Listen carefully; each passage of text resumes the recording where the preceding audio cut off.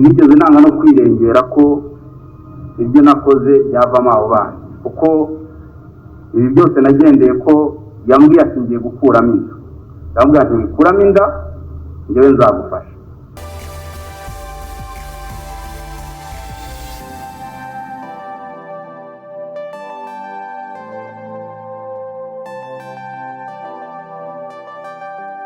Icyo gihe rero sinigeze mbihakana ko natangiye kumufasha guhera icyo gihe kugeza na n'ubu. N'ubu ngubu njye wafashaga abana nawe, inzu yabagamo n'izishyura, inzu ubagaburira. Ntabwo rero kuva icyo gihe yaba azi ko yakorewe icyaha yarigengaga, ndetse yari afite n'uburenganzira bwo kuba yabiregera icyo gihe. Ikindi ntabwo yigeze atera intambwe ngo ajye kundega mu bugenzacyaha, ari naho mvuga ko habayemo akagambane, ahubwo yagiye mu itangazamakuru. Ibi byose byagiye mu itangazamakuru kubwo umunyamakuru w'Isimbi wamubeshyaga ko azamufasha, hari abantu bo hanze bazamuha amafaranga menshi. Ibyo byose bikaba aho yaransabye eshanu kumukodeshereza inzu y'ibihumbi 300, kumushakira umukozi ngo uzubereye mu byo kurera abana. Mubwira ko ibyo ntabishobora,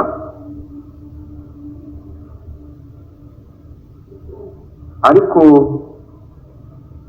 nyakubahwa Perezidante nagira ngo nkushe ko n'abo bana babaga iwanjye. Yaje kubatwara ari ku wa gatandatu, yiba umwe amujyana ku ngufu, undi arasigara. Hanyuma Sumubyara yari ari mu rugo iwanjye, mu gitondo aramuhamagara ati witandukanye abana, zana uwo mwana umugarure, n'ubundi wari warabataye hano, cyangwa se uzutware n'uyu. Yahisemo kuza kumutwara. Akimara kumutwara, umunyamakuru witwa Mungisaba arampamagara, arambwira ati mfite inkuru yawe, urampa 2 miliyoni, hanyuma niba utazimpaye ubwo nyine urajya ahagaragara. Nkubitiye rero ku by'umukobwa yari yambwiye ko ngomba kumuha 5 miliyoni, nkamukodeshereza inzu y'ibihumbi 300, nkamushakira umukozi ngo uzubereye mu byo kurera abana. Mubwira ko ntabishobora. Inkuru nuko yasohotse. Nyakubahwa Perezidante rero ntabwo uyu mugore nk'uko bivuga namusambanyije, ahubwo twarumvikanye ndetse ndanamwishyura. Hanyuma sinigeze nanga no kwirengera ko ibyo nakoze byavamo abo bana, kuko ibi byose nagendeye ko yambwiye ati ngiye gukuramo inda. Yambwiye ati wikuramo inda njyewe nzagufasha. Nyakubahwa Perezidante, muraza kureba neza mu bimenyetso bavuze, hari iby'amafishi, hari n'amazina, hari abavuga ko abahizi Firidausi, ndetse hari n'aho bashidikanya ku matariki. Muraza kureba mu bimenyetso batanze ubwo bajyaga aho avuka, ifishi yo kwa muganga, namwe muraza kubireba murasanga ari ibinyoma, yambaye ubusa. Ibyo byose rero bikaba kubw'indonke abantu bashaka ku bandi. Ngiye ku by'ifishi, Nyakubahwa Perezidante, ifishi yo kwa muganga igaragara ko iriho umudugudu, kandi muri 2002 nta mudugudu wari uriho. Hariho akarere, kandi muri 2002 ntabwo byari byashyitwa akarere, byitwaga amakomini. Hakabaho icyiciro cy'ubudehe, muri 2002 nta budehe bwari buriho. Hakabaho intara y'amajyepfo,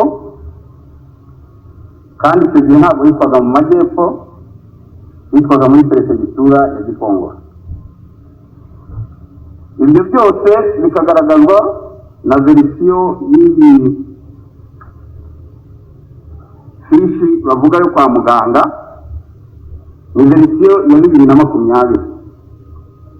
Hakibazwa rero niba uyu Ndega Kabahizi yarakingiye muri 2020 kandi yaravutse muri 2002 nk'uko babivuga.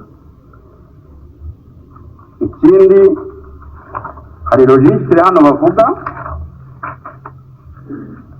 uraza ugasanga ibikubiyemo nabyo ntabwo bisobanutse, ntabwo byemera.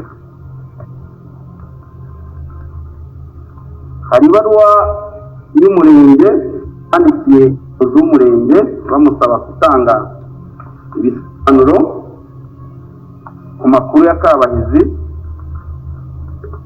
agaragaza ko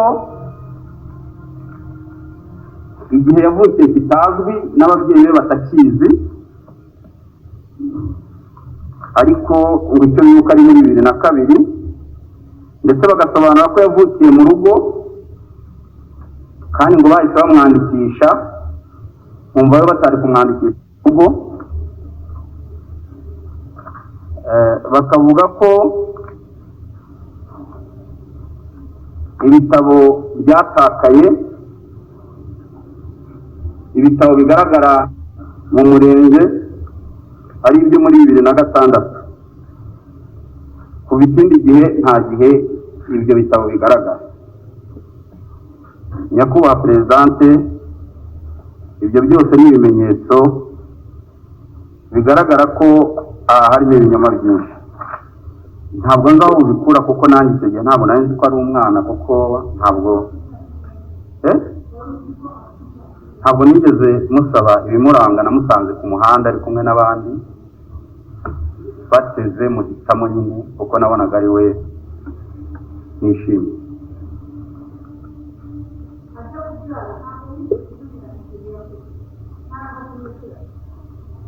Nta rangamuntu ye nigeze mbona, kuko no mu kujya no kubyara kwe nk'uko nabibabwiye,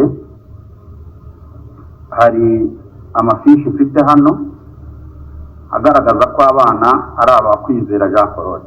Ibyo byose ni ibimenyetso nagiye mbona nyuma. Murakoze.